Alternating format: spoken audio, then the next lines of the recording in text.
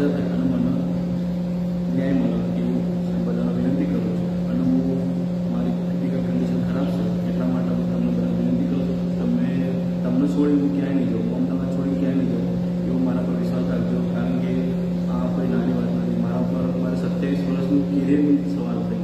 આજ સુધી મારી કોઈ જગ્યાએ મેળવ નહીં થઈ અને કોઈ જગ્યાએ કશું પ્રોબ્લેમ નથી. પહેલી વાર મારા જોડે મહેનત થઈ જાય ને આવું મેટરમાં ફસવાનો છું.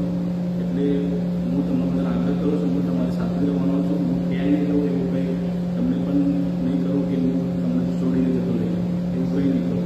એટલે મારા પર વિશ્વાસ રાખજો, મને સપોર્ટ કરજો, મને ન્યાય મળો છો. કારણ કે મારી જિંદગીની સવાલ છે, મારો કેરિયરની સવાલ છે. તમારી જિંદગી આખી ખરાબ થઈ જશે, મારી આ વાળી પેઢીની જિંદગી ખરાબ થઈ જશે.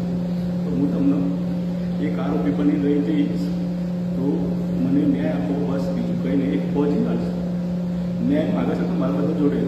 કારણ કે નોકરી હું માઇનસમાં એ કરી દઈશ, એવું નહીં કે નહીં કરી. માઇનસમાં નોકરી કરી નાખું તો હું મારું મગજ ઠંડુ રાખું. મારા પ્રેશર બધા હાલમાં તો હું કંઈ શકતો નહીં. મારું ઘર હું મારા ફાધર પણ જોઈ દેખાઈ નહીં શકતું. મારી વાઈફને પણ એટલી બધી ખબર નહીં પડતી, ના ડિગ્રી 2 દિવસથી 4 દિવસથી ખાધું નહીં. તો હું શું કરું મને કંઈ ખબર પડતી નહીં. મારે કંઈ પ્રેશર આવવાનું તો હું તમને છોડીને ક્યાંય નહીં જાઉં. મારો વિશ્વાસ રાખજો, હું તમારા જોડે જ છું.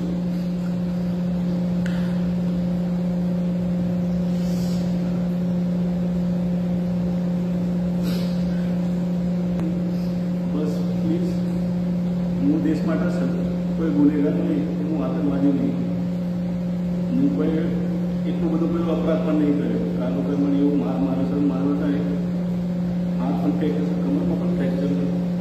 હું તમને બધા વિનંતી કરું છું કે મારી મદદ કરવી જરૂર છે. મારા આગળ પણ તમે બધા છો, બીજું કોઈ નહીં. એટલે મારી આ રજૂઆત તમને કરું છું એવી આશા રાખજો. જય માતાજી.